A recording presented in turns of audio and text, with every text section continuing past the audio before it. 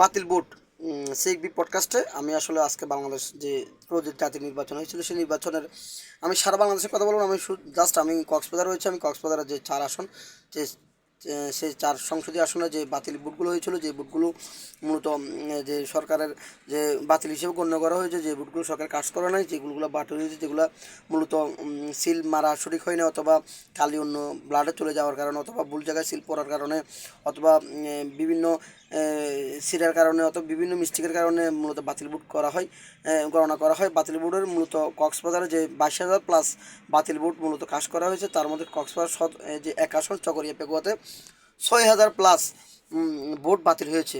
এই 6,000 ভোট এই দেশের মানুষ, চকরিয়া পেকুয়ার যে নাগরিকরা, তারা 6,000 ভোটগুলো প্রদান করছে। 6,000 প্লাস মানুষ তাদের ভোটগুলো বাতিল করা হয়েছে। আজকে এটা দায়ভার কে নেবে?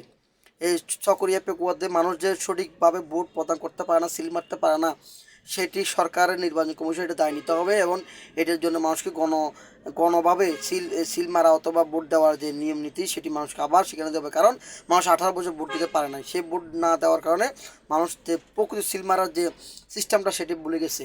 তো আমি বলবো পরিশেষে, তেমনি যে মশকিল কুতুবদিয়া কক্সবাজার 2 আসনে, সেই 2 আসনে আপনার 4,000, কারণ মুশকিলে অনেক শিক্ষিত মানুষ আছে, 4,000 না, সরি 5,000 মনে হয়, 5,000-এর মতো প্লাস মানুষ যে ভুল ভোট প্রদান করা হয়েছে, সেই ভোটগুলো বাতিল করা রয়েছে। কক্সবাজার যেমন সদর 3 আসনের, সদর রামু ঈদগাহ আসনে, সেখানেও 5,000 প্লাস ভোট বাতিল প্লাস করা হয়েছে। তেমনি উকিয়া টেকনাফ যে বাংলাদেশ শেষ সীমান্ত, সেখানেও 4,000 প্লাস ভোট।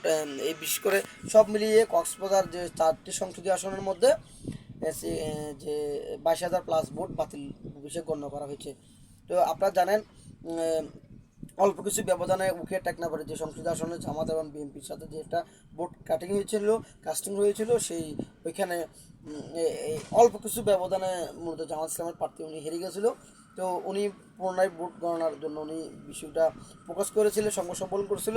তো আমি বলবো যে ভোটগুলো বাতিল হয়েছিল, এই ভোটগুলো মূলত মানুষ কত আশা আকাঙ্ক্ষা নিয়ে, স্বপ্ন নিয়ে তাদের যে পছন্দের প্রার্থীকে ভোট দেওয়ার জন্য, তাদের চিন্তা চেতনা লালন পালন করার জন্য তারা মূলত মানুষগুলো ভোট দিয়েছিল, কিন্তু ওই ভোটগুলো বাতিল হিসেবে গণ্য করেছে। তার ভোটটি ভুল প্রমাণিত, তার ভোটটি বাতিল হিসেবে গণ্য হয়েছে।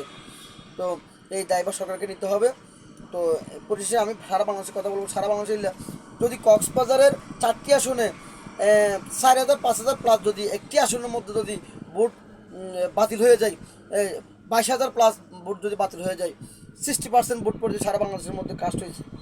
কক্সবাজারের মধ্যে 30% 40% ভোট পড়েছে, তার মধ্যে যদি 2% 5% মানুষ যদি ভোট বাতিল হয়ে যায়, তাই এই দেশের মানুষের যে নাগরিক যে অধিকার, সেই অধিকার সে পরিপূর্ণ দিতে না পারার কারণে সে তার ভুল মানুষটি তার চিন্তা চেতনার মধ্যে লালন করলে তার একটা খুব আশা আকাঙ্ক্ষা সেই পূরণ হয় নাই। তো আমি বলবো সারা বাংলাদেশে এরকম হাজার হাজার ভোট বাতিল রয়েছে।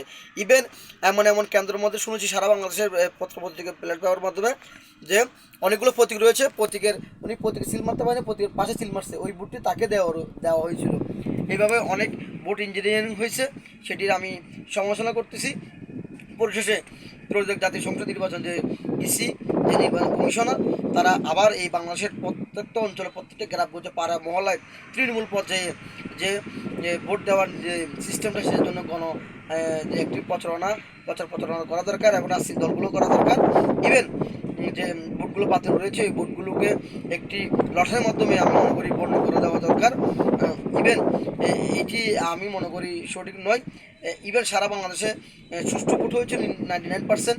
ইভেন যে ভোট মাগরিব পরবর্তী যে ভোট গণনা এবং ভোটের ফলাফল যে একটা সুনির্দিষ্ট একটা টাইম করা দরকার, যে প্রতিটি আসনের ওই টাইমটা ইঞ্জিনিয়ারিং করা হয়েছে, ওই টাইমটি পরিপূর্ণ মেসিং করা হয়েছে। টাইমটি পরিপূর্ণ না হওয়ার কারণে মানুষের মধ্যে একটি আশা আকাঙ্ক্ষা, স্বপ্ন এবং ভবিষ্যৎ হয়েছিল। পরিশেষে দেশে আপনার যত নির্বাচন করে না, যত সুষ্ঠু করো না কেন, যত কিছু করে না কেন, দিন শেষে যদি আপনার নীতি নৈতিকতা সম্পূর্ণ মানুষ ব্যক্তিবর্গ না থাকে, পরিপূর্ণ জবাবদিহিতা না থাকে, এবং সিসি ক্যামেরা এবং বোর্ডের যে গণনার যে ফলাফল, এটি সুনির্দিষ্ট টাইম করা না থাকে, বিদেশি প্রতিনিধি ব্যক্তিবর্গ যদি এখানে উপস্থিত না থাকে, মিডিয়া উপস্থিত না থাকে ভোট গণনার সময়, তাহলে আমি মনে করবো দিন শেষে এটি একটি গ্রহণযোগ্য নির্বাচন নয়, এটি একটি ব্যক্তিতান্ত্রিক এবং একটি ভুল নির্বাচন। পরিশেষে বলবো সরকারকে আরও মেকানিজম, আরও সিস্টেম, আরও জবাবদিহিতামূলক নির্বাচন আয়োজন করা দরকার।